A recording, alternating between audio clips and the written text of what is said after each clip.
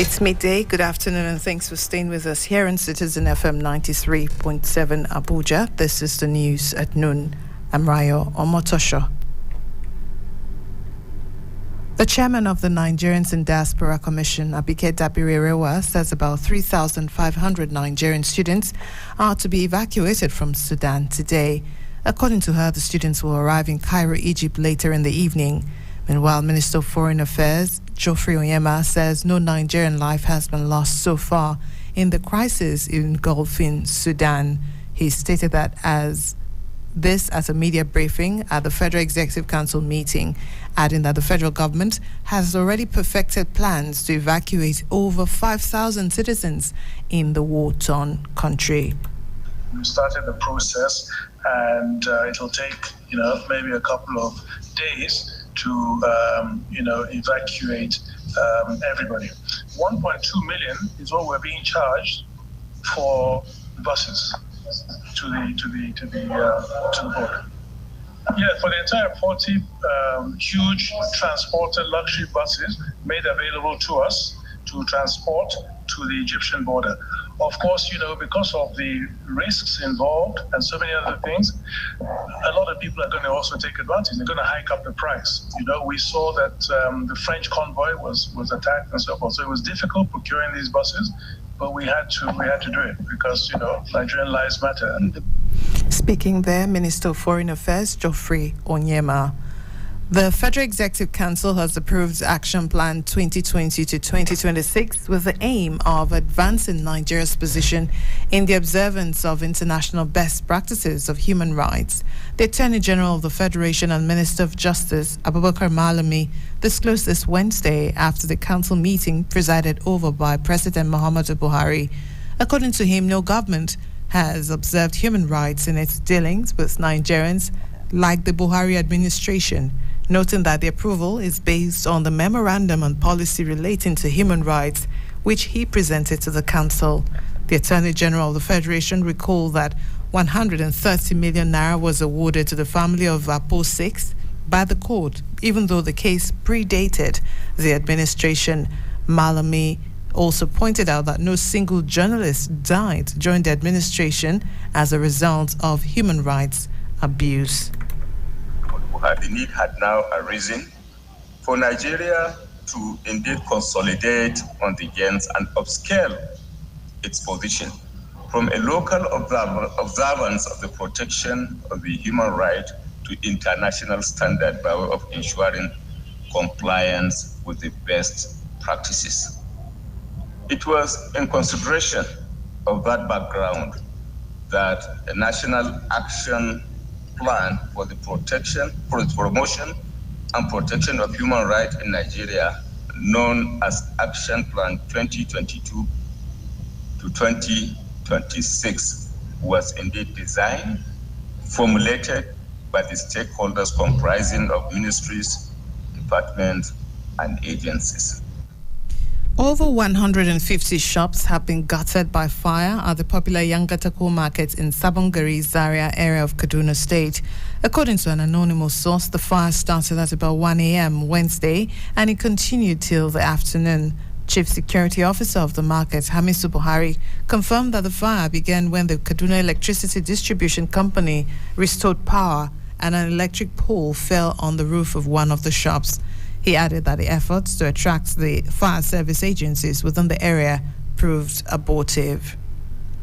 The Lagos State government Wednesday embarked on the demolition of illegal buildings in the Banana Island area of the state.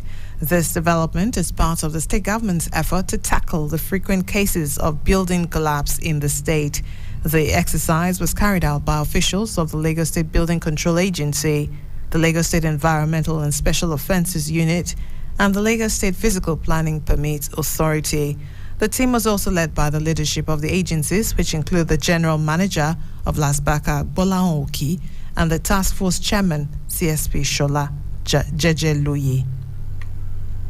The World Health Organization has launched a new initiative to help strengthen countries' ability to plan for and deal with another deadly pandemic like COVID-19. The WHO said the latest figures showed a huge fall in COVID deaths this year. The guidance provides a joined-up approach for responding to the threat or arrival of any respiratory pathogen, such as the flu or the range of coronavirus, that has the ability to rapidly mutate into different variants.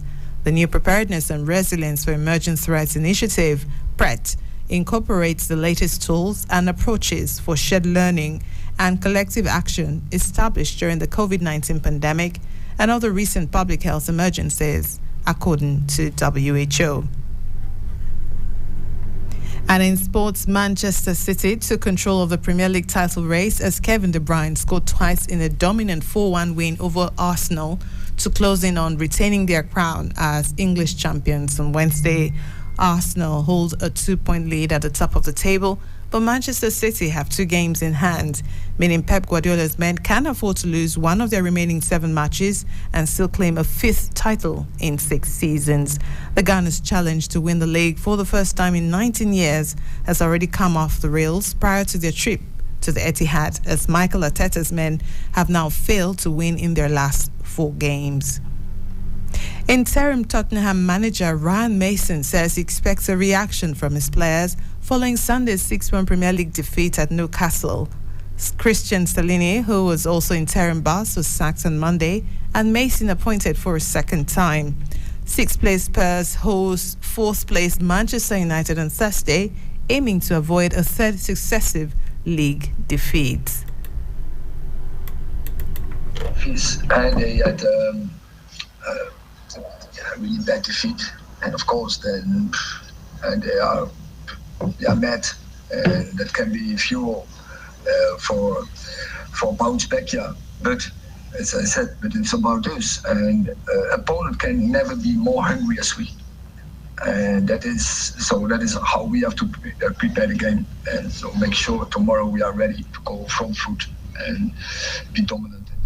Manchester United are unbeaten in the 7-week Premier League matches this season, winning 5 and drawing 2.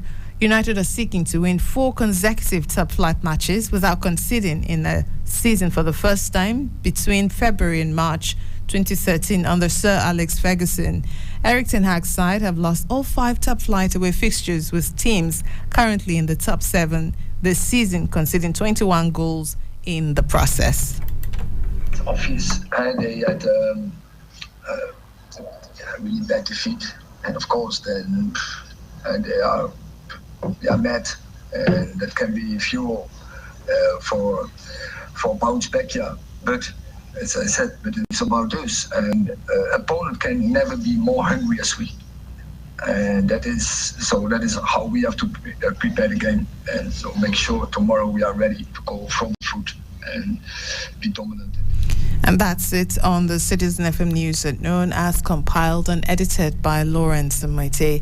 You can visit our website, www.citizenfm.ng, or follow us on any of our social media platforms on Facebook, Instagram, and Twitter. And that's it. I'm Raya Motosho. Thanks for listening. Good afternoon. Abuja. Wake up. Reach out. Speak up. Speak out. You are the voice of a new generation. And this is your station. Talk Radio 93.7 Citizen FM.